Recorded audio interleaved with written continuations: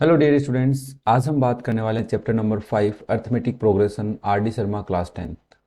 पूरे चैप्टर का सॉल्यूशन हमने कर लिया है, बट हम रिवीजन के पॉइंट ऑफ व्यू से पूरे चैप्टर को एक ही वीडियो या एक से ज़्यादा दो वीडियो के अंदर कवर करने की कोशिश करेंगे। हर एक एक्सरसाइज के सारे एग्जाम्पल्स और सारे क्वेश्चंस का कॉन्सेप्ट समझ लें कि किस टाइप से उनको करना है। वीडियो बड़ा हो सकता है, but revision point of view से बहुत जल्दी से क्विकली आपको समझाने की कोशिश करेंगे। सबसे पहले इस चैप्टर में हमने पढ़ा कि इस चैप्टर का नाम है अर्थमेटिक प्रोग्रेशन, जिसको हम एपी भी बोलते हैं। ये क्या होता है? ये एक सीक्वेंस होता है, जिस सीक्वेंस के अंदर क्या होता है? एक सीक्वेंस। उस सीक्वेंस में ये भी एक सीक्वेंस है, ये भी एक सीक्वेंस हो सकता है, बट उस सीक्वेंस में या तो कोई फर्स्ट नंबर और सेकेंड नंबर दो नंबर होते हैं, जैसे जिनको हम ए वन ए टू बोलते हैं। उनके बीच में एक डिफरेंस होता है, मतलब एक फिक्स नंबर या तो ऐड हो रहा होता है या फिर सब्ट्रैक्ट हो रहा होता है। सेम डिफरेंस ए टू और ए थ्री सेकेंड टर्म और थर्ड टर्म के बीच में भी होना चाहिए। तो अगर ऐसा कोई सीक्वेंस बन रहा है तो उसको हम बोलते हैं एपी। क्या बोलते हैं? Arithmetic progression. इसके अंदर एन टर्म्स हो सकती हैं, बट एन टर्म्स का मतलब यहाँ पे है कि नेचुरल टर्म्स होंगी, जैसे 38 टर्म, 123 टर्म, 552 टर्म। मतलब ना तो डेसिमल में होंगी ना फ्रैक्शन में होंगी। ठीक है। और ये जो डिफरेंस है ये क्या होना चाहिए? इक्वल होना चाहिए। तो हमने कहा कि अगर A one A two A three A five से लेके ए एन तक कोई एपी है, जहाँ पे कॉमन डिफरेंस जिसको हम स्मॉल डी से रिप्रेजेंट करते हैं वो A two minus A one हो सकता है, A three minus A two, A four minus A three, A five minus A four. मतलब नेक्स्ट टर्म को प्रीवियस वाली टर्म से सब्ट्रैक्ट करना है, सिंपल सी बात है। अब हमने यहाँ पे ये भी सीखा कि सर ए वन फर्स्ट टर्म को ए बोलते हैं, तो सेकेंड टर्म कैसे आई होगी? फर्स्ट टर्म में कुछ फिक्स नंबर ऐड किया होगा। थर्ड टर्म कैसे आई होगी? सेकेंड टर्म में कोई फिक्स नंबर ऐड किया होगा। बट ए टू क्या है? ए प्लस डी है। इसका मतलब हमने ए टू को ए प्लस डी लिख देना है और प्लस डी रहना है। तो यहाँ पे ये बन गया A plus two D. This is the general form. ऐसे करते करते एक जनरल फॉर्म बनती है जो मैंने तुम्हें यहाँ समझाई थी, देखा हुआ है। अब ये जनरल फॉर्म क्या होती है वो हम नेक्स्ट वीक देखते हैं। नेक्स्ट स्लाइड पे देखो, हमने कहा कि सर अगर, देखो मैं थोड़ा इसका जूम कर लेता हूँ। अगर हमारे पास 2468 कोई एपी है तो इसके अंदर ए एन टर्म कैसे बनेगी? A plus N minus one into D.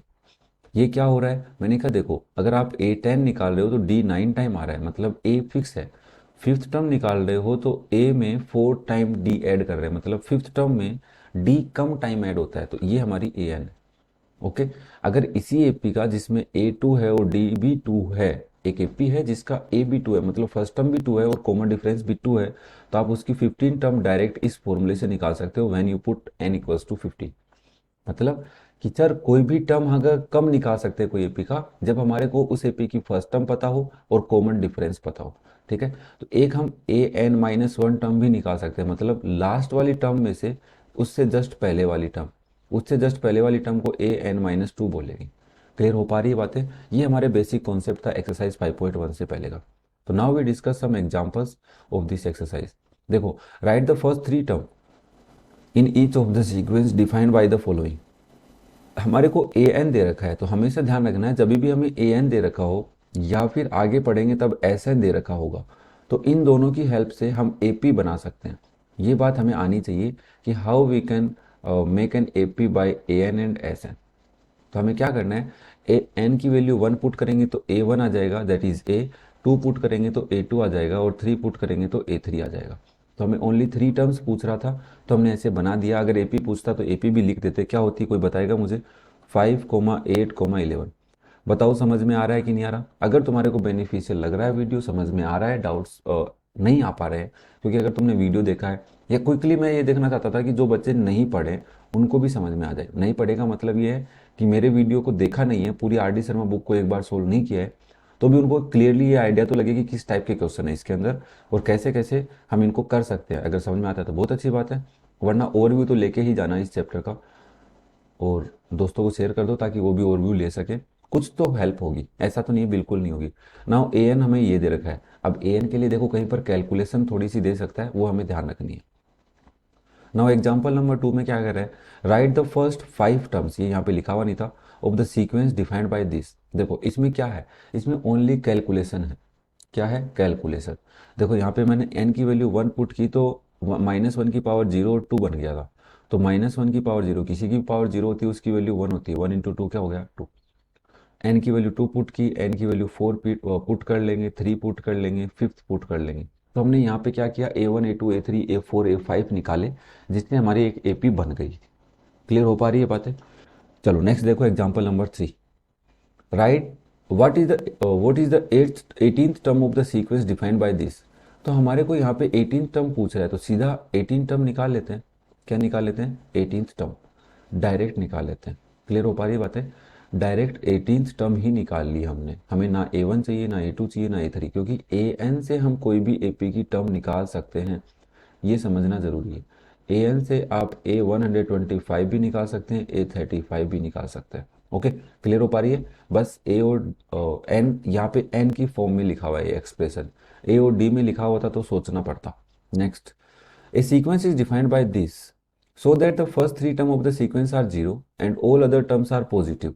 पहली तीन टर्म जीरो हैं, तो हमने कहा n की वैल्यू 1 पुट कर लो, n की वैल्यू 2 पुट कर लो, n की वैल्यू 3 पुट कर लो, तो ये तीनों वैल्यू क्या आई हैं? जीरो। देखो आई।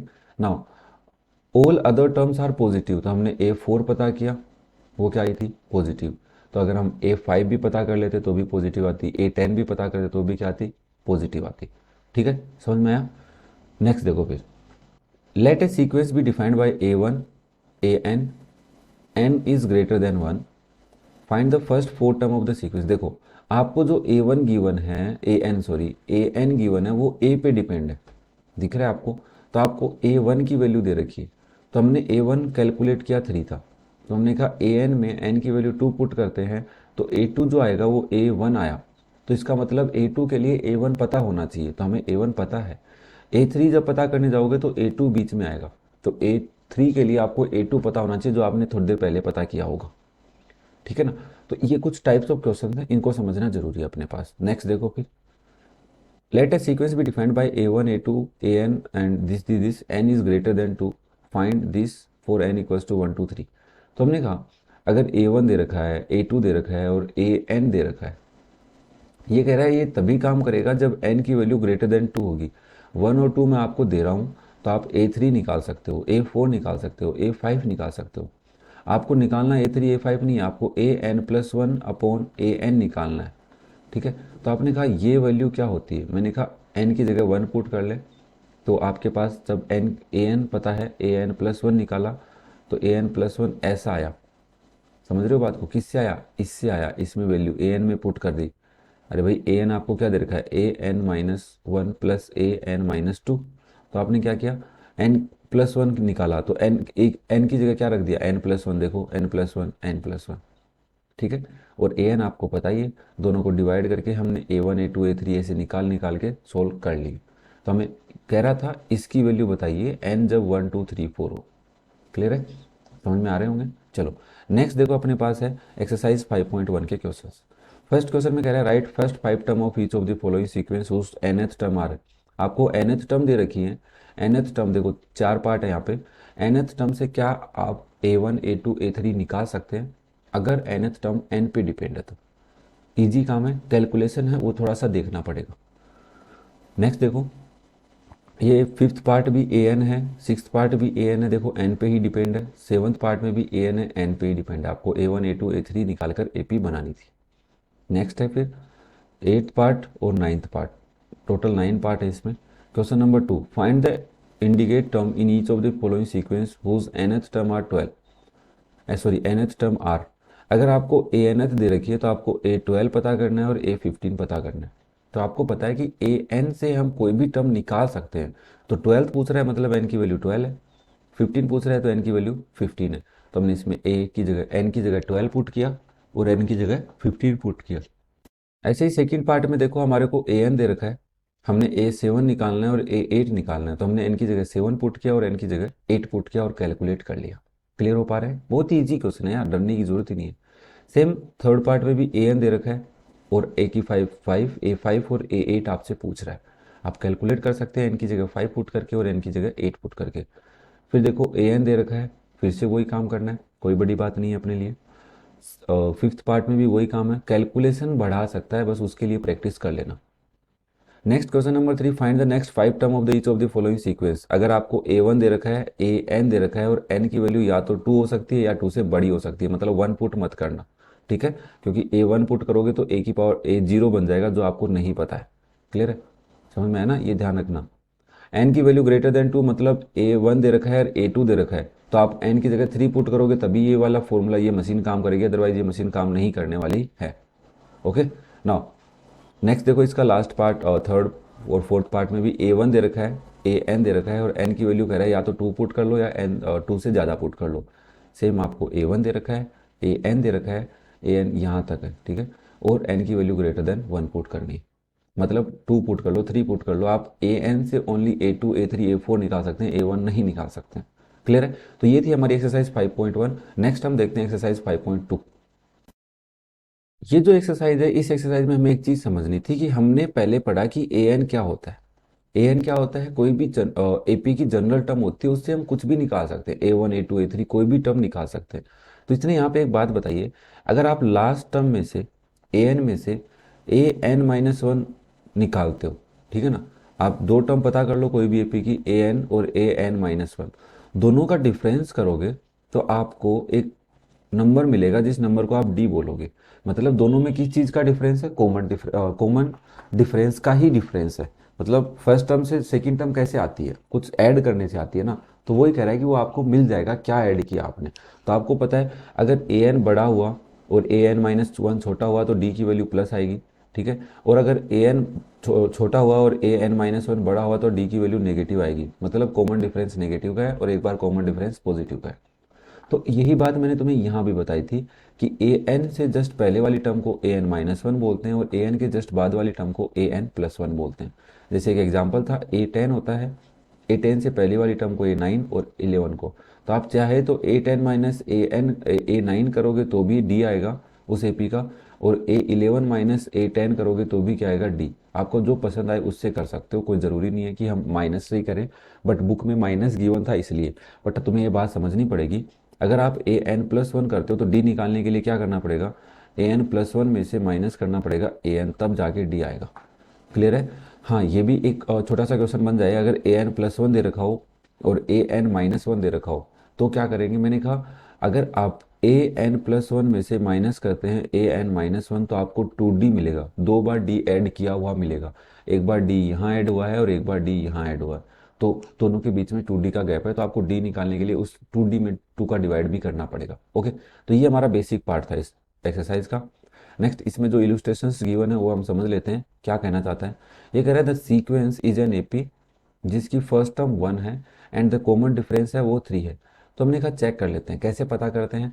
Second term minus first term, third term minus second term, देखो यहाँ पे मैंने कैलकुलेट कर रखा है, second term, third term minus second term, fourth term minus third term, और fifth term minus fourth term. Clear हो पा रहा है? चलो नाउ अब हम बात करते हैं इलिस्ट्रेशन सेकंड में, the sequence is an AP whose first term 11 and the common difference is -4। क्या ये सीक्वेंस एक AP है? तो हमने कहा चेक कर लेते हैं। यस ऑब्वियसली ये क्या है? एक AP निकला था। सो that the sequence defined by this is an AP also find its common difference. तो आपको जब AN दे रखा हो तो आप A1 A2 A3 A5 तो निकाल ही सकते हैं। बोले हाँ। तो मैंने कहा कॉमन डिफरेंस निकालने के लिए क्या करोगे? बोले second term minus first term करेंगे। तो मैंने कहा एक तरीका तो ये रहा, ठीक है, ये तो नॉर्मल मेथड है जो अपन ने सीखा, बट नया क्या था कि आपको जब भी किसी AP का डिफरेंस ही पूछ रहा है, ओनली कॉमन डिफरेंस, तो आप क्या करोगे? उस AP की नेक्स्ट टर्म निकालो, AN के बाद AN+1 निकालो या फिर AN-1 निकालो, जो हमने अभी अभी डिस्कस किया है। फिर भी हम डायरेक्ट D निकाल सकते हैं ऐसे करके, या फिर AN-1 करके। क्लियर हो पा रही है बातें एकदम अच्छे से? नेक्स्ट देखो फिर, सो that the sequence defined by this is not an AP। इस सीक्वेंस से जो आप एक सीक्वेंस बनाओगे, इस AN से जो आप सीक्वेंस बनाओगे वो एक AP नहीं होगा। तो हम बोलेंगे सर कैसे नहीं होगा? मैंने कहा देखो, हमने एक बात पढ़ी थी कि अगर AN+1 माइनस AN करें तो एक नंबर आता है। बोले हाँ। मैंने कहा AN-1 करें तो भी एक नंबर आता है। बोले हाँ। अगर ये नंबर नहीं आ रहा, मतलब नंबर नहीं आ रहा, कोई वेरिएबल इसमें आ रहा है, तो ये एक AP नहीं होगी। सिंपल सी बात है, ये क्या नहीं होगी? एक AP नहीं होगी। ये समझ गए? तो यहाँ पे देखो 2n+2 आया था, इसका मतलब ये क्या नहीं है? एक AP नहीं है। मैं फिर कह रहा हूँ, इन दोनों को डिफरेंस करने पे कांस्टेंट नंबर आना चाहिए, उसमें कोई वेरिएबल नहीं आना चाहिए। अगर दोनों टाइम पे कांस्टेंट आ रहा है तो आपकी ये एक AP हो जाती, नहीं तो ये एक AP नहीं होगी। ये प्रीवियस वाले इलस्ट्रेशन में भी काम करता। Next example number 2, so that a sequence is AP if nth term is a linear expression in n and in such a case the common difference is equal to the coefficient of n। ये बड़ी खतरनाक बात है। मैंने कहा अगर A N कैसा हो सकता है, A N A into N plus B, ये कह रहा है sequence is, sorry, so that a sequence is an AP, एक सीक्वेंस एपी होगा अगर उसकी nth टर्म एक लीनियर एक्सप्रेशन हो। तो हमने कहा nth टर्म लीनियर एक्सप्रेशन कब होती है, जब वेरिएबल के साथ कांस्टेंट हो और एक कांस्टेंट टर्म हो। पढ़िए ना, 2x+4 लीनियर इक्वेशन ही तो है, बोले हाँ। इन सच ए केस, इस केस में कॉमन डिफरेंस है वो इक्वल है कोफिशिएंट ऑफ एन के। कोफिशिएंट ऑफ एन कौन है यहाँ पे, ए। कॉमन डिफरेंस ए के इक्वल होना चाहिए, तो आप क्या करोगे, आप सीधा निकालोगे n+1 या फिर an-1। फिर इसको an में से सपरेट किया, आपको पता है an+1 में से इसको सपरेट करेंगे और an-1 को an में से सपरेट करेंगे। दो सिचुएशन बता रखी है मैंने, तो मैं +1 वाली अगर तुम्हें समझाऊं तो कांस्टेंट के इक्वल आनी चाहिए। अगर कांस्टेंट के इक्वल नहीं आती है तो हमने कहा इसको सोल्व कर लेते हैं। ये सोल्व करने पे हमेशा ए ही आया। इसका मतलब जब इन दोनों को सोल्व करते हैं तो एक कांस्टेंट नंबर आता है, जो कांस्टेंट नंबर हमेशा कॉमन डिफरेंस होता है। तो हमने कहा यहाँ पे ए आया। ए क्या है, कॉमन डिफरेंस है हमारे अकॉर्डिंग, कॉन्सेप्ट के अकॉर्डिंग। क्वेश्चन कह रहा है वो जो कॉमन डिफरेंस है वो इक्वल होना चाहिए coefficient of N. Coefficient of N भी क्या है, ए ही तो है यहाँ पे। क्लियर हो पाया ना, ये थोड़ा सा हटके था, समझना जरूरी इसको। Next, the nth term of sequence is this, is the sequence an AP, क्या ये सीक्वेंस एक एपी है। तो हमने कहा अभी बता देते हैं, हम पहले ए एन पता है हमारे को, an+1 निकाल लेते हैं, फिर an+1 में से an माइनस कर लेते हैं, तो अगर कांस्टेंट आता है तो ये एपी है। तो बताइए इसकी 10th टर्म क्या होगी। तो हमने कहा डायरेक्ट बोलेंगे, an हमें दे रखा है 3n+3n-2, n की जगह 10 पुट करके फटाफट निकाल के दे देते हैं आपको। तो यही हमने यहाँ पे नीचे किया था, दिख रहा है 8n ऐसे निकाला था। क्लियर है ना, क्लियर है। ओके, तो नाउ ये सॉरी यहाँ निकाला था हमने ए 10, ए प्लस एन और 10-1 इंटू डी से भी आता था, बट यहाँ पे हमारे पास डायरेक्ट आता है। ठीक है ना, आप ये काम ए निकाल कर A2 निकाल कर फिर डी निकाल कर वैसे भी कर सकते हैं और डायरेक्ट भी कर सकते हैं। ओके, एक्सरसाइज 5.2 के क्वेश्चंस देख लेते हैं। एग्जांपल हमने देख लिए, तो देखो क्या कह रहा है, right the sequence is with nth term. ये एक सीक्वेंस है हमारे पास, ए एन दे रखे हैं, सबके ए एन दे रखे हैं, so that all of these are वो sequence form an AP. From an AP या फॉर्म एन एपी, मतलब ये एक एपी बना रहे हैं क्या। तो हमने कहा देखो भाई, अगर हमारे को ए एन दे रखा है तो हम सबसे पहले an+1 निकालेंगे, दोनों का डिफरेंस निकालेंगे, कांस्टेंट नंबर आएगा, तो हम उससे एक एपी भी बना सकते हैं, A1 A2 A3 निकाल कर डायरेक्ट कर लेंगे। क्लियर है ना। सेम हमने दूसरे सीक्वेंस में, सभी सीक्वेंस में यही काम किया है। ओके, an+1 से ही किया है, -5 भी कर सकते थे। नेक्स्ट, और क्वेश्चन नंबर सेकंड देखो। क्वेश्चन नंबर सेकंड में कह रहा है the nth term of an AP is is this, मतलब ए एन आपको दे रखा है, फाइंड द कॉमन डिफरेंस। तो या तो आप A1 A2 A3 निकाल कर करो, ये तो एनसीईआरटी, बट हमने कहा आरडी क्या बोलता है, an+1 निकालो, दोनों का डिफरेंस करो, तो आपको एक कांस्टेंट नंबर मिलता है, जिस कांस्टेंट नंबर को हम क्या कहते हैं, कॉमन डिफरेंस कहते हैं। यार इसमें क्या सोचने वाली बात है। फिर हमने कहा क्वेश्चन नंबर 3 क्या कह रहा था हमारे को, क्वेश्चन नंबर 3 कह रहे हैं कि अगर एक सीक्वेंस है वो ऐसा है, कैसा है, ऐसा ए एन ऐसा है, तो क्या इज एन एपी, ये क्या एक एपी है। तो हमने कहा हाँ, कैसे पता करोगे। बोले हमने कहा an+1 निकालेंगे और an+1 में से माइनस कर देते हैं an को, अगर कांस्टेंट नंबर आता है तो एपी है, और वो कांस्टेंट नंबर ही क्या होता है, कॉमन डिफरेंस भी होता है। क्लियर है। चलो नेक्स्ट देखो, question number 4, so that the sequence defined by this is not an AP. तो हमने कहा इसका तो सिंपल सा काम है, अगर हमने an से an+1 निकाला, दोनों को सेपरेट किया, तो अगर कांस्टेंट नहीं आया तो वो एक एपी नहीं होती है। ये कॉन्सेप्ट है, समझ लिया हमने। ये कॉमन डिफरेंस, कॉमन डिफरेंस एक नंबर होना चाहिए, नहीं है तो गलत बात है भाई। Fifth, the general term of sequence is given by this, एक जनरल टर्म आपको गिवन है किसी सीक्वेंस की, is the sequence is an AP. तो हमने कहा हाँ, अभी पता कर देते हैं, एन से n+1 निकाला, अगर सेपरेट करने पे कांस्टेंट आया तो -4 आया, हाँ एपी है। क्या आप इसकी 15 टर्म निकाल सकते हैं, मैंने कहा अभी निकाल देते हैं। A15 निकालने का फॉर्मूला होता है an=a+n-1 इंटू डी भी होता है, बट उसके लिए ए और डी चाहिए, नहीं पता, तो हमने कहा डायरेक्ट A15 an से निकाल देते हैं, खत्म, कहानी खत्म। बोले very good. Next and last question of this exercise, ये क्वेश्चन थोड़ा बड़ा था तो थोड़ा ऊपर ऊपर नीचे कर लेते। अरे ऊपर कहाँ गए, ऊपर कहाँ गए तुम, वापस आओ। Justify whether is is true say that the sequence of following N term is an AP. तो हमने कहा अभी बता देते हैं भाई, ए एन से an+1 निकाला, दोनों का डिफरेंस किया, कांस्टेंट नंबर आया तो यस। फिर हमने कहा ए एन दे रखा है, ए एन से ए एन प्लस वन से निकाला पहले तो, फिर उनका डिफरेंस किया तो एक कांस्टेंट नंबर आया क्या, बोले नहीं आया, तो हमने कहा ए पी नहीं है। फिर हमने कहा ए एन दे रखा है, बोले हाँ। अगर ए एन से ए एन प्लस वन निकालते हैं, थोड़ी सी डिफिकल्टी आई थी हमारे को, दोनों का डिफरेंस करते हैं तो टू प्लस टू एन आया, जो एक कांस्टेंट नंबर नहीं आया, तो ये भी एक ए पी नहीं है। ठीक है, तो ये आपकी एक्सरसाइज 5.1 और 5.2 खत्म, एकदम से खत्म। नेक्स्ट हम बात करने वाले हैं एक्सरसाइज 5.3 के बेसिक्स का और उसके एग्जांपल्स प्लस उसके क्वेश्चंस। चलो फिर इस एक्सरसाइज में देखो हमारे पास एग्जांपल नंबर 1 क्या कह रहा है, write an AP whose first term is 10। आपको एक एपी लिखनी है जिसकी फर्स्ट टर्म 10 है एंड कॉमन डिफरेंस 3 है, तो आपको यहाँ पे ए एन का फॉर्मूला आना चाहिए। ठीक है ना, ए आपको दे रखा है, डी दे रखा है, तो ए एन का फॉर्मूला क्या होता है वो आना चाहिए, that is A plus N minus one into D. ठीक है, मैंने इसको थोड़ा डीपली समझाया था कि ए थ्री क्या होता है, ए टू क्या होता है, ए फोर क्या होता है। क्लियर है ना, तो ए एन हम पढ़ते आ रहे हैं और हमने अभी तो बहुत ईजी लग रहा होगा अपने को। नेक्स्ट देखो example number 2, write an A P having 4 as the first term and minus 3 as the common term. मतलब आपको ए पता है और डी पता है, मेरे हिसाब से सब एक ए पी लिख सकते हैं। क्लियर है ना। नेक्स्ट देखो, write an A P whose first term and common difference are minus 1.25 and zero minus 0.25।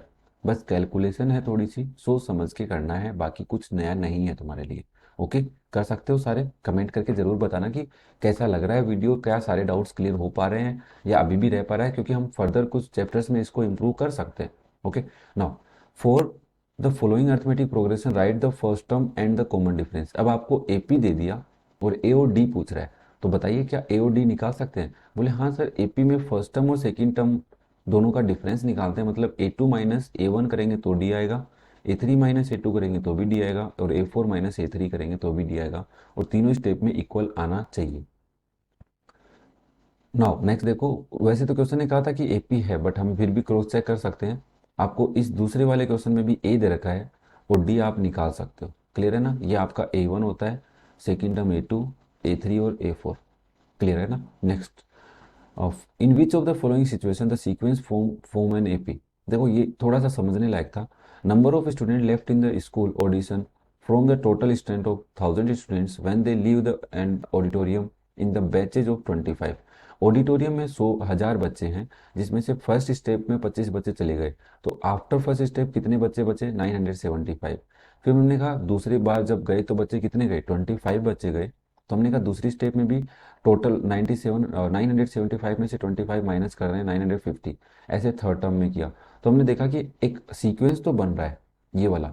इस सीक्वेंस में एपी कब बनेगा, जब D1 D2 और D3 इक्वल कर लेते हैं तो एपी बनने के चांस हैं। क्लियर है, तो ये डिक्रीजिंग एपी है। एक एपी होती है इंक्रीजिंग जब डी की वैल्यू प्लस होती है, प्लस की होती है, और एक एपी डिक्रीजिंग एपी होती है जब उसमें डी की वैल्यू नेगेटिव होती है। ओके, नेक्स्ट देखो फिर इसी का सेकंड पार्ट है, the amount of money in the account every year when ₹100 are deposit annually to accumulate at compound interest of 4% per annum. तो मैंने तुम्हें यहाँ पे सिंपल इंटरेस्ट का फॉर्मूला समझाया था। अमाउंट सिंपल इंटरेस्ट में ये होता है, बट अमाउंट निकालते हैं और कंपाउंडेड होता है तब फॉर्मूला चेंज हो जाता है, that is P bracket 1+r/100 to power n। इसको जब हमने सोल्व किया तो हमने देखा कि सर हर साल अमाउंट बढ़ता जा रहा है, मतलब हर साल क्या हो रहा है कि जो इंटरेस्ट आ रहा है वो ज़्यादा आता है, क्योंकि कंपाउंड इंटरेस्ट में इंटरेस्ट पे भी इंटरेस्ट मिलता है, तो ये एक एपी नहीं थी। ठीक है ना, देख रहे हो आप लास्ट तक 112.49 आया, 108 आया और 104 आया, तो दोनों में डिफरेंस देखो इक्वल नहीं आ रहा। देख रहे हो यहाँ पे ये एक एपी बन रही थी, एक बार 4 आ रहा है, 4.16 आ रहा है, तो हमेशा 4.16 से बड़ा ही आएगा, तो एक एपी नहीं थी। ध्यान रखना, कंपाउंड इंटरेस्ट में होती भी है, कब होती है वो एग्जाम्पल क्वेश्चंस किए थे अपन ने। Okay, now find the common difference and right the next 3 term of the AP. ये आपको एक एपी दे रखी है, आपको कॉमन डिफरेंस निकालना बहुत अच्छे से आता है। नेक्स्ट टर्म पूछ रहा है तो 4 टर्म तुम्हें दे रखी है, फिफ्थ टर्म पूछ रहा है, सिक्स टर्म और सेवन टर्म निकाल सकते हो ए एन के फॉर्मूले से, या फिर A4+D A5+D करके भी आप कैलकुलेट कर सकते हैं। ओके, ये थी हमारी एक्सरसाइज 5.3 के कुछ examples. Now we will discuss about the questions of exercise 5.3। First question में क्या कर रहा है एक्सरसाइज 5.3 के, आपके पास गिवन है कि क्वेश्चन नंबर 1 में following arithmetic progression right the first term A and the common difference. हमारे को ए और डी निकालना है। मेरे हिसाब से किसी को कोई प्रॉब्लम नहीं है इसके अंदर। आपको सीक्वेंस दे रखा है, फर्स्ट टर्म हमेशा फर्स्ट टर्म होती है। डी निकालने के लिए सेकंड टर्म में से फर्स्ट टर्म माइनस कर लो। ज़्यादा बड़ा करने की कोई ज़रूरत नहीं है कि दो बार निकाले डी, क्योंकि ए पी ही दे रखी है, उसने बोल रखा है क्वेश्चन में। नाउ इसके बाकी फोर्थ पार्ट को में भी यही है, बट कैलकुलेशन कहीं पे तुम्हें चेंज, थोड़ी सी डिफिकल्टी ला सकती है। उसके लिए एक बार इनको देख लेना सोल्व करके, जो आपको लगे कि यार थोड़ा इसको देख लेते हैं, उसको ही सोल्व करके देख सकते हो। नाउ सेकंड क्वेश्चन में right the arithmetic progression when A and D you have. आपके पास ए और डी है, तो क्या आप एपी बना सकते हो? बोले हाँ सर, ए टू निकालने के लिए ए वन प्लस डी कर लेंगे, ए थ्री निकालने के लिए ए टू में डी ऐड कर लेंगे, और ए फोर निकालने के लिए ए थ्री में डी ऐड कर लेंगे। तो सारे क्वेश्चन में ऐसा ही हो सकता है। वही दोबारा मैं बोलूँगा, कैलकुलेशन ध्यान रखनी है थोड़ी सी। In which of the following situation the sequence form an AP. तो आपने कहा ठीक है, cost of digging a well, एक कुआं खोद रहे हो, फर्स्ट मीटर में के 150 रुपये लग रहे हैं, और फिर 20 रुपये हर मीटर के बढ़ रहे हैं। तो आपको पता है 150, 150 प्लस 20, फिर 150 प्लस 20 प्लस 20, क्योंकि 3 मीटर हो गया, 1 मीटर, 2 मीटर और 3 मीटर। तो आपने देखा यहाँ पे एक एपी बन रही है। हर बार डिफरेंस इक्वल आ रहा था, देख रहे हो 2020 का ही चल रहा है, और ये इंक्रीजिंग एपी है, ठीक है ना। Now the amount of air pressure in the cylinder when A vacuum pump remove each time 1/4 of their remaining in the cylinder. मतलब आपके पास एक सिलेंडर है, ठीक है ना, ये आपके पास एक सिलेंडर है। इस सिलेंडर में से गैस कम हो रही है, बट 1/4 हो रही है। तो आपने कहा स्टार्टिंग में अगर एक्स है, तो फर्स्ट टाइम कितनी कम हुई, एक्स में से उसी की 1/4। तो हमने कहा 3x/4 हुई। बट सेकेंड टाइम क्या हुई, जितनी है तो इतनी है 3x/4, उसमें से 1/4 कर दो इसी का। तो हमने देखा 9x/16 आया। तो ऐसे ही करके हमने इनको चेक किया क्या डिफरेंस इक्वल आ रहा है। तो हमने कहा डिफरेंस इक्वल नहीं आ रहा है। फोर्थ टाइम में भी आप ऐसा ही करते, फिफ्थ टाइम में भी आप ऐसा ही करते, बट फोर्थ थर्ड टाइम कितना होता बता सकता है कोई मुझे? आप कहते 9x/16 में से माइनस करते 1/4 ऑफ 9x/16 को। इसको सोल्व करके देखना क्या थर्ड टर्म में कॉमन डिफरेंस इक्वल आ रहा है, नहीं आएगा। ओके, सिंपल सा था बट थोड़ा सा कंफ्यूजिंग था। Next, Divya deposit 1000 rupees as compound interest at the rate of 10% per annum. The amount and the each end of each year, second year, third year, first year, second year, third year and so on. तो हमने कहा bank में कितने रुपए हैं, 1000 रुपये। First year के बाद कितने रुपए हो जाते, 1100 रुपये। सेकेंड ईयर के बाद कितने हो जाते, 1210 रुपये।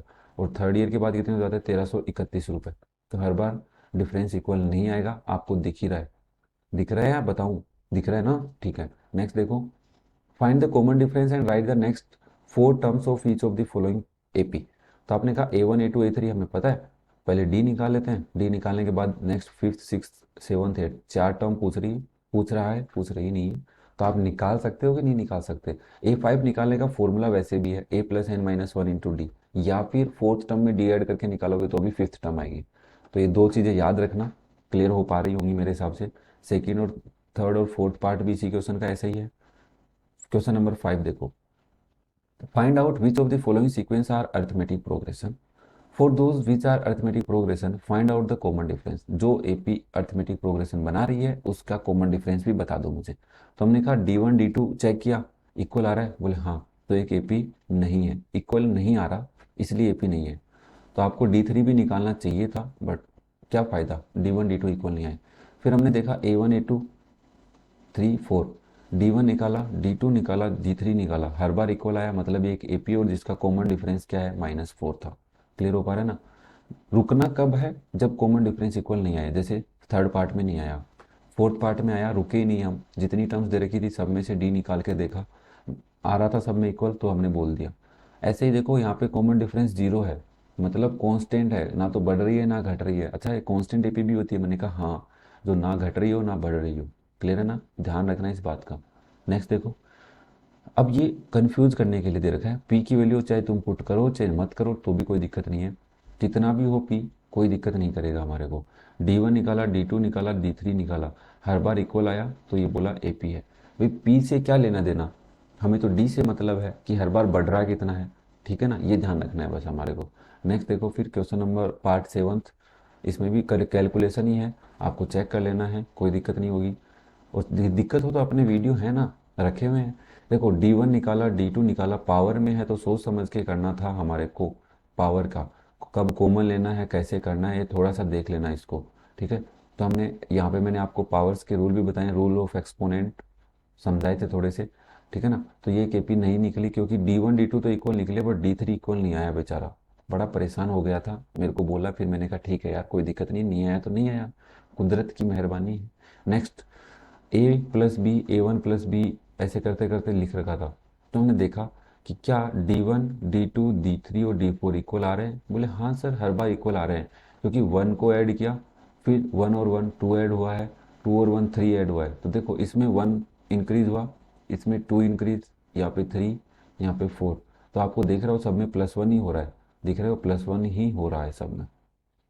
ओके, सिंपल से क्वेश्चन से कंफ्यूज होने की जरूरत ही नहीं है। Next, A square, three square, five square, seven square. तो बोले सर स्क्वायर वाला तो देख लेते हैं, मैंने डी वन डी टू निकाल के देखा, इक्वल ही नहीं आए बेचारे, तो नहीं हुआ। Similarly one square, five square, seven square, 73, ऐसा कुछ गिवन था मुझे, बस बना के दे दिया। मैंने देखा डी वन डी टू और डी थ्री इक्वल आ गए, बोले हाँ तो ए पी है। और डी क्या होता है, जो डिफरेंस आता है वही।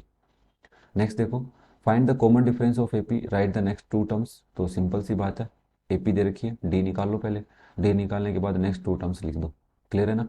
चलो नेक्स्ट देखो फिर, थर्ड पार्ट, फोर्थ पार्ट और नीचे मैंने करके दिया है तुम्हें फिफ्थ पार्ट। सेम है, कोई बड़ी बात नहीं है तुम्हारे लिए, एकदम ईजी है। Prove that no matter what is the real number A and B are the sequence with N term is A N plus B is always an A P, what is the common difference. ये कह रहे हैं आपको A N ऐसा दे रखा हो, ए और D कुछ भी हो कोई दिक्कत नहीं हो। मैंने कहा ए और बी रियल नंबर हो सकते हैं, जिसमें होल नंबर आ जाए, नेचुरल आ जाए, रेशनल आ जाए, इरेशनल आ जाए, फ्रैक्शन आ जाए और इंटीजर आ जाए, कोई भी आ जाए, हमारे को कोई प्रॉब्लम नहीं है। बट डी हमेशा कॉमन डिफरेंस इक्वल होना चाहिए, ठीक है ना? ए भी रियल नंबर हो सकता है, बी भी हो सकता है। एनथ टर्म अगर ऐसी हो तो हमने कहा भाई एनथ टर्म कैसी हो, ए एन प्लस वन निकालो, ए एन प्लस वन में से ए एन माइनस कर दो, अगर एक कांस्टेंट नंबर आता है तो ही वो ए के पी बना पाता है, अदरवाइज नहीं बना पाता है। ये बात यहाँ पे काम आई है, क्वेश्चन थोड़ा सा घुमावने वाला था। ओके, तो ये हमारे क्वेश्चंस कंप्लीट हो गए, ठीक है ना? तो नेक्स्ट वीडियो में, सॉरी नेक्स्ट वीडियो में नहीं, नेक्स्ट पार्ट करते हैं अपन, जिसमें हम 5.4 के कुछ बेसिक्स और एग्जाम्पल्स और क्वेश्चंस देखते हैं। इस एक्सरसाइज को समझने के लिए भाई साहब आपको ए डी और ए एन क्या होते हैं बहुत अच्छे से आना चाहिए, ए एन का काम क्या है ये भी आपको पता होना चाहिए। ये सारी बातें पता होंगी तो ये एक्सरसाइज बहुत ईजी है तुम्हारे लिए। देखो सबसे पहले इसके अंदर आपको क्या पढ़ना है, मैं थोड़ा सा 1 मिनट लूँगा आपका, यहाँ पे मुझे थोड़ा सा काम करना होता है, भूल गया मैं ना। जनरल टर्म ऑफ एपी क्या होती है, हमने कहा ए एन होती है, ये वाली जनरल टर्म होती है। बोले nth term of an AP from the end क्या होती है, तो मैंने कहा देखो अगर आपको एपी की एंड की कोई टर्म निकालनी है, पीछे से कोई टर्म निकालनी है, आगे से निकाल रहे हो कोई दिक्कत नहीं है, बट अगर आपको पीछे से निकालनी है या तो एपी को रिवर्स करो, ठीक है ना, एपी को क्या करो, उल्टा करो। तो बोले उल्टा कैसे करेंगे, मैंने कहा रिवर्स ऐसे करते हैं, अगर आपने कोई, आपको एक एपी गिवन है, ध्यान से सुनना, बड़ी अच्छी बात बता रहा हूँ। अगर आपको कोई एपी गिवन है, ये कोई एपी आपको गिवन है, इस एपी में आप इस साइड से देख रहे हैं तो आपको डी अगर प्लस का दिख रहा है, तो आप पीछे से देखोगे तो डी आपको माइनस का दिखेगा। बोले ओके, मैंने कहा अगर आपके पास कोई एपी है, अगर इस साइड से जा रहे हो तो माइनस का डिफरेंस दिखा रहा है, तो उस साइड से आओगे तो प्लस का डिफरेंस दिखाएगा। ये दोनों बातों से हमने एपी को रिवर्स करके भी देखा था और समझाया भी था, यहाँ पे बहुत सारी बातें आपके पास लिखी हुई हैं। फिर हमने कहा ठीक है भाई, हमने एपी में लास्ट टर्म में से पहले एपी को रिवर्स कर लेंगे फिर निकाल लेंगे। बोले ठीक है निकाल लेना, कोई दिक्कत नहीं है। बोले अगर नहीं निकाले तो क्या करें, मैंने कहा कुछ नहीं करना, आपको एक नया फॉर्मूला याद कर लेना है, ये रहा एल एन। ए पी अगर उल्टा नहीं करते हो तो एल एन निकालने के लिए एन माइनस वन डी, मतलब ये लास्ट टर्म आपकी ए बच जाएगी और डी को आप नेगेटिव कर देना, मतलब डी जो है वो पुट कर लेना, इसमें नेगेटिव मत करना। फॉर्मूला प्लस का था, हमने उसको माइनस बना लिया। कब बना लिया, जब डी प्लस का हो या माइनस का, प्लस का होगा तो ऑटोमेटिक माइनस का हो जाएगा, और अगर आगे से माइनस का है तो पीछे से ऑटोमेटिक प्लस का हो जाएगा। फॉर्मूला ऐसा बनाते हैं ना, मशीन ऐसी होती है जो कुछ भी इनपुट दे। फिर हमने समझी कि मिडल टर्म का मतलब क्या है। पहले हमारे को ये पता करना पड़ेगा कि कोई भी एपी आपको अगर गिवन है, उस एपी को चेक करो कि सर वो एपी में कितने टर्म्स हैं। बोले क्या, मैंने कहा उस एपी में एन की वैल्यू निकालो पहले। क्या निकालो, एन की वैल्यू। तो आप किससे निकालोगे भाई, आपको कोई एपी गिवन होगी तो एन तो पता कर सकते हो ना, सिंपल सी बात है, A plus N minus one into D से। तो आप ए एन पता करो ए एन के फॉर्मूले से, पहले ए एन के फॉर्मूले से एन पता करो। अगर एन आपका ओड आता है, मतलब जो टू से डिवाइड नहीं होता है, या फिर इवन आता है, तो आपको क्या करना है, अगर ओड आ रहा है, ध्यान से सुनना, क्या आ रहा है, ओड, तो ओड आ रहा है तो आपको ध्यान देना है कि सर ओड आ रहा है तो हमेशा उसकी N by two th term यही होगा। बोले नहीं सर, भाई अगर मान लो 2 3 4 5 6 ओड है, 5 है, तो इसमें बीच की टर्म क्या होगी, ये 4 होगी। क्लियर है ना? तो हमारे को n बाई टू करने से तो काम नहीं चलेगा, तो n plus one by two कर लेते हैं। N plus one by two th term निकाल लेंगे उसकी, मतलब 5 टर्म है तो 5 + 1 6/2, थर्ड टर्म उसकी क्या बन जाएगी, मिडल टर्म बन जाएगी। बोले हाँ ठीक है, ये बात तो ठीक है, बट मैंने कहा अगर 7 होते ही एक बात गलत हो गई, अब क्या करें, तो मैंने कहा पहले n/2 निकालो। बोले हाँ, तो इसमें कितनी है 1 2 3 4 5 6 है, तो आपका 3 आया, और एक इसके बाद 3 + 1 4, मतलब थर्ड और फोर्थ टर्म उसकी क्या हो जाएंगी, एपी और मिडल टर्म हो जाएंगी, थर्ड एंड फोर्थ टर्म। आप मीडियन पढ़ोगे स्टैटिक्स में, वहाँ पे आपको पता चलेगा इन दोनों का भी सम करके 2 का डिवाइड कर रहे हो, ठीक है ना, तो वो अलग बात होती है, बट यहाँ पे ऐसा कुछ नहीं है। तो ध्यान रखना है, अगर ओड है तो डायरेक्ट आ जाता है, इवन होती है तो थोड़ा सा सोचना पड़ता है, पहले n/2th टर्म निकालनी पड़ती है, फिर n/2th की आगे वाली, उससे जस्ट आगे वाली, भाई फिफ्थ टर्म आ गई तो आप बोलोगे फिफ्थ एंड सिक्स टर्म, कब, जब आपके पास एपी क्या हो, ओड नंबर में। क्लियर है ना। और एन कैसे निकालेंगे, एन के फॉर्मूले से निकालेंगे। उम्मीद करता हूँ इतनी बातें समझ में आई होंगी। नेक्स्ट देखो फिर, find the six term from the end of the AP, तो आपने कहा ये एक एपी है, बोले हाँ, मैंने कहा इस एपी में ये क्या है, लास्ट टर्म है, तो फॉर्मूला लगा दो, कौन सा लगाओगे, एल वाला लगाओगे, तो देखो लगा रखा है क्या मैंने यहाँ पे, हाँ सही है, यहाँ पर तो कोई दिक्कत नहीं है। मैंने कहा मैं इस एपी को उल्टा कर लेता हूँ, मैंने आगे से देखा -3 आ रहा है, तो पीछे से देखेंगे तो +3 आएगा, देखो +3 करने पे -40 से -37 बन गया, क्योंकि -40 +3 -37। ओके, तो इस तरीके से हम इस एपी को देख सकते हैं। तो अब हम डायरेक्ट ए एन के फॉर्मूले से भी पीछे से एपी को पहले रिवर्स किया, काम बढ़ जाता है, बट समझ में तो आना चाहिए ना यार, कई बार क्या पता एल से कैलकुलेशन मिस्टेक हो जाए, तो आप क्रॉस चेक तो कर सकते हो आंसर को, तो ये वाला कॉन्सेप्ट क्रॉस चेक के लिए। नेक्स्ट देखो, find the 12th and 20th and nth term of given AP, तो ये तो मेरे हिसाब से कोई दिक्कत नहीं है, तुम्हारे को ए एन का फॉर्मूला लगाना है और पहले डी पता कर लेना है। Okay now, so that the sequence is an AP find its 16 term and the general term, general term समझना पड़ेगा। बोले जनरल टर्म क्या होती है, बोले nth टर्म जो होती है, तो जब आपको एपी गिवन होती है तो ए और डी पता चल जाता है, तो उसमें ए और डी पता करो तो ये जनरल टर्म बन जाती है। जनरल टर्म क्या करती है, एक ऐसा फॉर्मूला बनता है जिसमें बस एन ही पुट करना होता है, ध्यान से सुनना, क्या पुट करना होता है, एन ही पुट करना होता है, ए और डी पुट नहीं करना होता कोई भी टर्म पता करने के लिए। तो ये कॉमन छोटी सी बात है। सर ए एन का फॉर्मूला लगाने पे क्या होता है, ए और डी पुट करना पड़ता है और एन भी पुट करना पड़ता है, बट जब हम जनरल टर्म का फॉर्मूला लगाते हैं जीटी का, तो हमें ओनली एन पुट करना होता है। वेरी गुड, वेरी इंपॉर्टेंट बात है, कैलकुलेशन बच जाती है। तो हमारे को D1 D2 D3 से पता किया एक एपी है, बोले हाँ, फिर हमने इसकी जनरल टर्म निकाली, जनरल टर्म निकाल के हम कोई भी टर्म निकाल सकते हैं। देखो मैंने A16 दो तरीके से निकालना सिखाया था तुम्हें यहाँ पे। ओके नेक्स्ट देखो, the first term of an AP is -7 and the common difference is 5, किसी एपी की फर्स्ट टर्म क्या है, -7 है, और कॉमन डिफरेंस क्या है, 5 है। बताइए इसकी 18th टर्म क्या होगी और जनरल टर्म क्या होगी। अब मेरे को समझाने की जरूरत नहीं है आपको, जनरल टर्म निकालने के लिए आप फॉर्मूले में पुट करो, फिर 18th टर्म या तो पहले निकाल लो या फिर जनरल टर्म से निकाल लो, एक ही आएगी। क्लियर है। Next, determine the 10th term from the end of the AP, तो आपके पास एक एपी है जिसमें ए कितना है, एल एल माइनस प्लस के 254, उसमें से n-1 डी कितना है, तो हमने डी पता किया, डी +5 था तो वही पुट किया मैंने, साइन चेंज नहीं किया, -5 नहीं किया। ध्यान से सुनना, ये गलती हो सकती है, कभी आप एल वाला फॉर्मूला भी लगा दो और माइनस पुट कर दो, साइन चेंज करके पुट कर दो, तो आंसर गलत आ जाएगा। मैंने कहा रिवर्स करते हैं एपी को, तो एपी को रिवर्स करते तो ए बन जाता है 254, डी रहता है -5 ही, +5 है, -5 हम खुद कर लेते हैं रिवर्स में।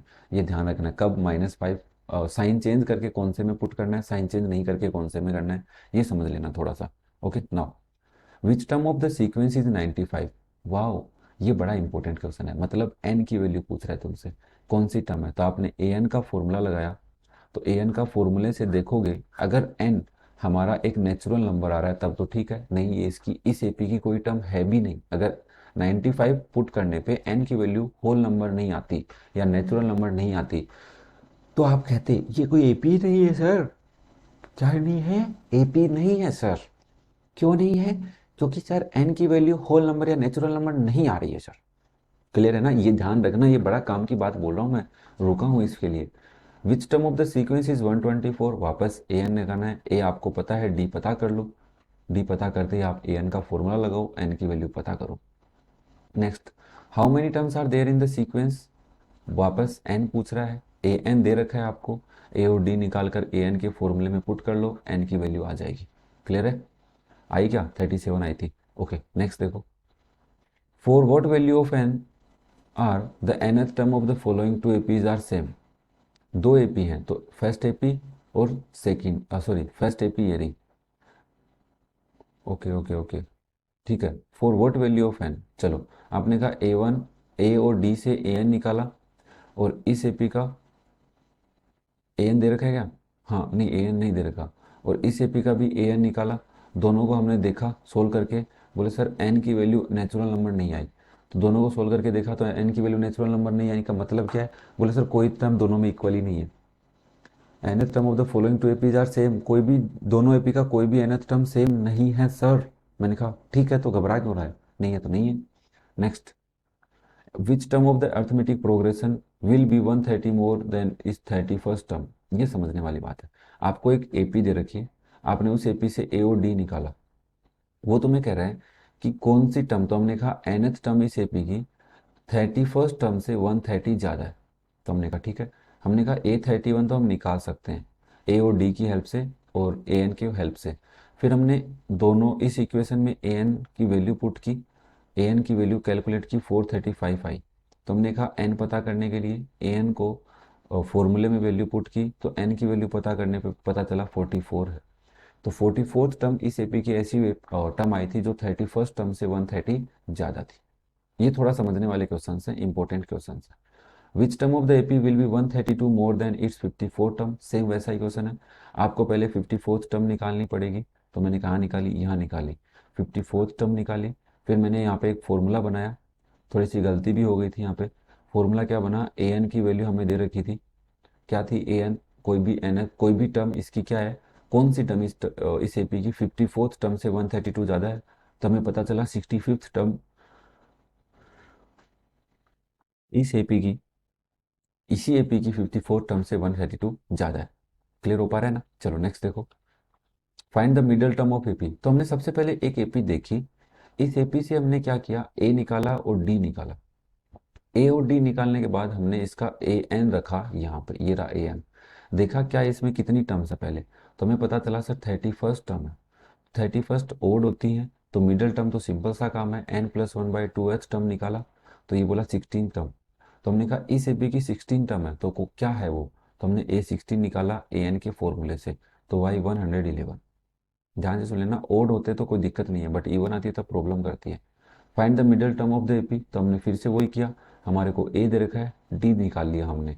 डी निकालने के बाद ए एन का फॉर्मूला लगाया, तो ए एन भी दे रखा था अपने को। तो हमने कहा एन की वैल्यू 40 आ रही है, मतलब इवन आ रही है, तो मिडल टर्म दो हो जाएंगी। एक तो एन बाई ट्वेल्थ टर्म, तो N by twelfth I 20th term, और एक उससे जस्ट आगे वाली दैट इज 21st टर्म। दोनों को कैलकुलेट करके बताया भाई ये दोनों इसकी क्या है? मिडल टर्म है 121, जो 20th टर्म है, और A21 निकाला। डायरेक्ट भी निकाल सकते थे, मैंने अलग से निकाल के दो तरीके से। देखो हर बार कॉन्सेप्ट को समझाने के लिए कई बार क्वेश्चन को लंबा करना पड़ता है। तो मैंने यहाँ पे A21 कैलकुलेट करने के दो मेथड निकाले। पहला कि सर 20th टर्म से डी ऐड कर दो तो A21 आ जाएगा, या फिर ए एन के फॉर्मूले से A21 कैलकुलेट कर लो। उम्मीद करता हूँ समझ में आया होगा। ठीक है ना? नेक्स्ट देखो एग्जाम्पल नंबर 13।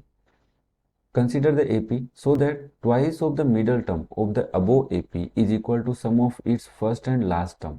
मैंने कहा एक AP मुझे दे रखी है, उसकी लास्ट टर्म मुझे पता है, तो 2 टाइम मिडल टर्म करने पे फर्स्ट टर्म और लास्ट टर्म का सम आता है। तो मैंने कहा देखो मिडल टर्म पता करते हैं। तो पहले मैंने ए एन पता किया कितनी टर्म्स है, तो मेरे को पता चला ओड नंबर ऑफ टर्म्स है। तो ओड नंबर ऑफ टर्म्स है तो सिंपल सा काम है, और N plus one by two term निकाल लेते हैं। तो 51st टर्म पता चली मिडल टर्म है, तो मिडल टर्म की वैल्यू पता की 152 आया। मैंने यहाँ पे देखो मिडल टर्म को 2 टाइम किया, वो चेक किया 304 आया, और इधर से फर्स्ट टर्म और लास्ट टर्म को ऐड किया, वो भी 304 आया। तो दोनों इक्वल आए हैं, इसका मतलब ये बात सही है, और हमने इसको प्रूव भी कर दिया, प्रूव करवाया था उसने। ठीक है ना? Next, in the AP prove that the sum of the middle terms, sum बोलते ही हम समझ गए इस एपी में ओड नंबर ऑफ टर्म्स नहीं है, इवन है, is equal to sum of first and last term. Same काम किया, ए और डी पता किया पहले। ए एन से हमने पता किया एन कितना है, तो हमारे पास एन आया 70। तो फर्स्ट मिडल टर्म और सेकंड दो होती हैं, दोनों निकाला, दोनों की वैल्यू कैलकुलेट की। उसने कहा कि दोनों मिडल टर्म्स का सम फर्स्ट टर्म और लास्ट टर्म के इक्वल है। तो हमने देखा, प्रूव हो गया, काम खत्म हो गया अपना। बहुत ही ईजी क्वेश्चन था। ठीक है ना? Now if the eighth term of an AP is 31 and the 15th term is 16 more than 11th term of an AP, ये इस टाइप के क्वेश्चन तो बनने ही है। क्या कह रहा है, एट्थ टर्म ऑफ एपी 31 है, 15th टर्म क्या है, 16 ज़्यादा है 11th टर्म से। तो हमारे को ए 8 दे रखा है, उससे हमने ए प्लस डी में एक इक्वेशन कैलकुलेट कर ली। फिर दूसरी इक्वेशन से हमने ए और डी में एक इक्वेशन कैलकुलेट करने की सोची, बट वहाँ से तो डी की वैल्यू आ गई। अब हमने डी की वैल्यू इस एट्थ टर्म वाले में पुट की तो ए की वैल्यू भी आ गई, तो हमने इससे एक एपी बना दी। एपी बनाने का तरीका ये रहा आपके पास। क्लियर है, दो तरीके होते हैं, दोनों तरीके समझा रखे हैं आपको। नेक्स्ट देखो, if the tenth term of an AP is 52 and the 17th term is 20 more than 30th term. Tenth term of an AP 52 है, 17th term 20 more than 13 term है। तो टेंथ टर्म 52 है, 17th टर्म क्या है, 13 term से 20 ज़्यादा। तो दोनों को सोल्व किया। अब सोल्व करने पे इक्वेशन बननी चाहिए थी, बट इधर तो बन गई और उधर बनी नहीं बेचारी, उधर डायरेक्ट डी की वैल्यू आ गई। देखो सोल्व करके दिखा रखा है, डी आ गया, डी इसमें पुट किया तो ए भी आ गया। तो ए पी आपने बना दिया फटाफट, ज़्यादा नहीं सोचते हुए। क्लियर है। नेक्स्ट 17th एग्जाम्पल देखो, is 184 a term of the sequence. क्या इस सीक्वेंस की 184 कोई टर्म है? तो आपने कहा देखो, ए पी है, ए है, डी है, और 84 को हम लेट कर लेते हैं nth टर्म है ए पी का। तो हमने n की वैल्यू निकाली, n की वैल्यू डेसिमल में आई, या बोल सकते हो मिक्स फ्रैक्शन में आई, या फिर बोल सकते हो फ्रैक्शन में आई। तो इसका मतलब ये एक ए पी की टर्म नहीं है, होल नंबर आनी चाहिए थी। The tenth term of A P is 52 and the 16th term is 82। Find the 32th term and the general term. पहले आप पढ़ लो, आपने क्वेश्चंस किए हैं मेरे साथ, नहीं किए तो एक बार इसको पढ़ के देखो, क्योंकि बताने बताने में तो अपन तो फिर तुम फिर बोर होने लग जाओगे कि यार एक क्वेश्चन ही क्वेश्चन बताते जा रहा है सर, तो कुछ बोल ही नहीं रहे और कुछ। तो आपको पहले क्वेश्चन पढ़ लेना है, क्वेश्चन पढ़ने के बाद सोचना है कि मुझे इतना क्या समझ में आया इस क्वेश्चन में। फिर सॉल्यूशन आपके सामने है, क्योंकि आगे पीछे लिखा हुआ है। क्योंकि भाई जो बच्चों ने मेरे साथ पढ़ा है उनको तो समझ में आ रहा होगा कि कहाँ पे क्या चीज़ें लिखी हुई हैं। नहीं पढ़ रहे तो उनको मैं समझा रहा हूँ कि कैसे क्या क्या चीज़ें लिखी हुई हैं। तो हमारे को टेंथ टर्म दे रखी थी, 16 टर्म भी दे रखी है, और 32th टर्म पूछ रहा है और जनरल टर्म पूछ रहा है। तो ए 10 से इक्वेशन बनाई और ए 16 से इक्वेशन बनाई, दोनों इक्वेशन को सोल्व किया और ए और डी पता कर लिया। ए और डी आते ही 32th टर्म आपने निकाल ली, और जनरल टर्म निकालने के लिए फॉर्मूला लगा दिया ए एन वाला, तो वो एक जनरल टर्म आ गई अपने पास। सिंपल सा क्वेश्चन है। नेक्स्ट देखो, the sum of the fifth and ninth term of an AP 72। Fifth और नाइन्थ टर्म, तो मैंने कहा फिफ्थ और नाइन्थ टर्म ये रही, दोनों का सम कर लो, ए और डी की फॉर्म में लिख लो। ठीक है, लिख लिया तो एक इक्वेशन बन गई 2a प्लस 12d इज 72। फिर उसने कहा सेवन्थ एंड ट्वेल्थ टर्म का सम भी 97 है, तो हमने इससे भी एक इक्वेशन बना ली। इक्वेशन बना के दोनों को सोल्व करके ए निकाल लिया और डी निकाल लिया, निकल गए तो एपी बना देंगे फटाफट।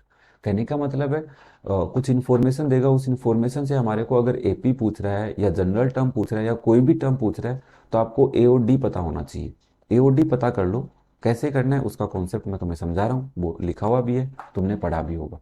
नेक्स्ट देखो example number 20, determine the general term of AP whose seventh term is -1 and 16 term is 17। वही काम दोबारा करना है, इक्वेशन बनानी है, ए और डी पता करना है, और nth टर्म की हेल्प से सेवंथ टर्म निकाल लेनी है। या जनरल टर्म पूछ रहा है, जनरल टर्म पूछ रहा है तो ए एन ही निकालना है अपने को। ओके, नेक्स्ट देखो, if 5 times the fifth term, fifth term का 5 टाइम इक्वल है 8 times the eighth term, 8 time the eighth term. तो हमने इसको सोल्व किया, एक इक्वेशन बनी। So that 13 term is zero, हमें प्रूव करना है 30th टर्म क्या है, जीरो है। तो हमने कहा देखो भाई, यहाँ से जब इक्वेशन बनाई तो हमारे पास डायरेक्ट 13 टर्म ही आ गई, जिसकी वैल्यू क्या आ गई, जीरो। और यहाँ पे मैंने तुम्हें एक कॉन्सेप्ट समझाया था, n into a n equals to m into a m, ऐसा हो रहा है। तो उन ए एन और एम का सम करने पे हमेशा जीरो ही आएगा, ये एक क्वेश्चन बन जाता है। बट हमें इसको कैलकुलेट यहाँ से करना था, और यहाँ से मैंने तुम्हें ये भी समझाया था कि अगर 30th टर्म निकालनी है तो आप ए की वैल्यू निकाल लो, जो आपके पास एक इक्वेशन बनी थी वो वहाँ पे पुट करोगे तो भी जीरो आएगा। क्लियर है ना, ये थोड़ा समझ लेना भाई इसको। नेक्स्ट देखो 24, 22, how many numbers of the two digits are divisible by 3, 7। भाई साहब ये जो क्वेश्चन है इनको मैं यहीं रोक देता हूँ, क्योंकि ये क्वेश्चंस मैं नेक्स्ट वीडियो में करूँगा, क्योंकि इसके बाद थोड़ी सी एक्सरसाइज बड़ी आती हैं, क्वेश्चन थोड़े इंपॉर्टेंट आने लग जाते हैं। तो यहाँ तक के क्वेश्चन एग्जाम्पल्स आप देखो, 21 एग्जाम्पल्स अपन ने कर लिए हैं। इसके बाद वाले एग्जाम्पल्स हम नेक्स्ट वीडियो में करेंगे, क्योंकि वहाँ पे तुम्हें थोड़ा अलग माइंडसेट के साथ आना पड़ेगा। समझने के लिए। यहाँ तक के तुम्हारे डाउट्स क्लियर रहने चाहिए, कॉन्सेप्ट क्लियर रहने चाहिए। कोई डाउट हो तो मुझे कमेंट करके ज़रूर बता देना। और आपको ये लगे कि सर इन वीडियो के अंदर ये सुधार करो या इम्प्रूवमेंट करो, ताकि और अच्छे से हमारे डाउट्स क्लियर हो पाएँ, नए बच्चे को और हेल्प हो पाए, तो मैं ज़रूर करूँगा। आपके सजेशन ज़रूर लेता रहूँगा मैं। ओके, तो नेक्स्ट वीडियो में फिर मिलते हैं। तब तक thank you for watching the video and do subscribe the channel, like and share, maybe you can do it. Okay, thank you.